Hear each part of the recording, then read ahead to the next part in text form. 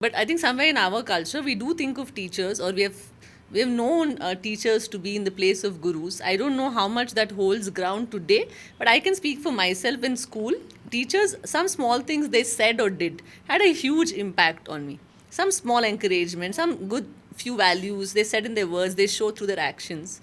So I think teachers do have a very special place.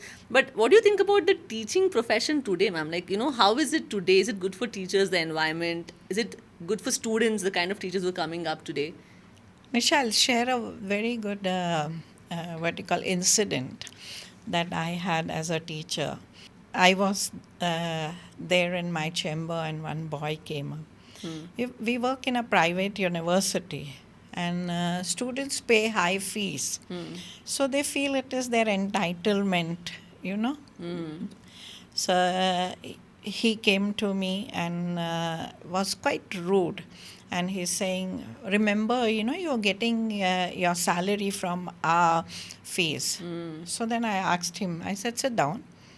And I showed him my appointment letter. And I said, see, this is a contract with the university and not with you. Whether you pay fees or you don't pay fees, it doesn't affect me.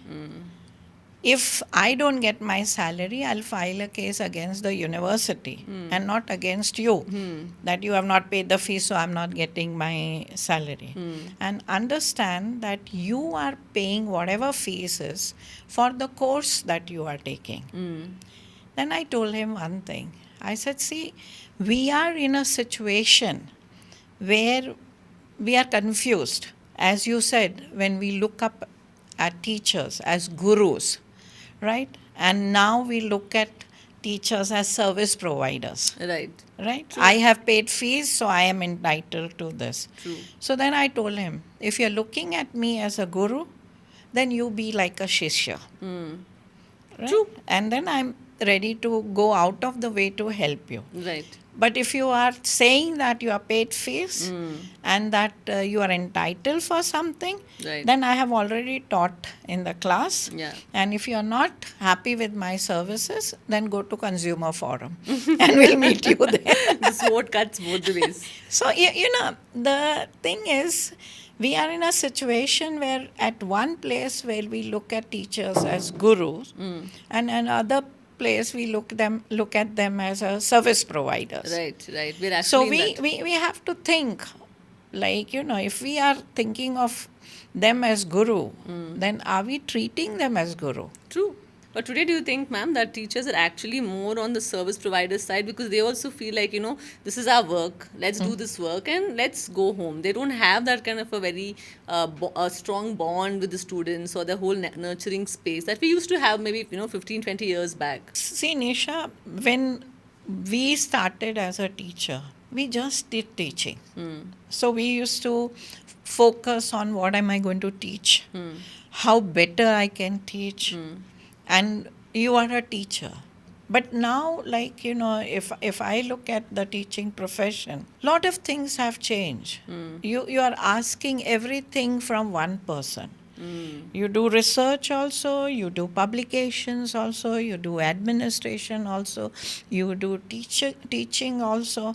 And at times I feel like, that parents do not have time for their children. True. Both the parents are working. True. So that gap also the educational institutions are required to fill, where you look after even the mental health of the child. Yeah. And there is no way where you are equipped for that. Say a postgraduate person comes and becomes a teacher. Where does he has the training for psychology or looking at to look at this child with empathy? He's so tied up. I have to publish, I have to prepare for my class. And then for them this is the syllabus, I have to go and teach the syllabus and complete. Yeah. Where he doesn't have even time to connect with the student. Right. I think the time is also a constraint today. There's so much to do in such a short span of time. Yeah. But are they paid well like the teachers today? Because to be so dedicated to a profession and to cater to a class of 50, 80, 100 kids, 100 students, and to be able to give a lot to them, you also want to have a financial satisfaction, right? Because you want to make sure at your end things are met. You're not going back home and stressing about how life is going to go on. Well, I would say pan India also, if you see, there are, if you look at private university, there are some private universities who pay well. But there are many places where the teachers are not paid. And even in higher education, I have seen the payment as low as 7,000 per month. That's very less. So that's what I usually say, that if you're going to pay peanuts, you're going to get monkeys, right? True, absolutely. That's a very low salary for Yeah. anyone to take home in today's times when everything is just flamboyantly expensive. It is, it is. Yeah. And, one thing that we really need to understand, that if we want a change in the society, if we want the country to grow, you cannot neglect education system, Absolutely. right? Yeah. And another way, if you look at politically, education has been captured to change the mindset as well.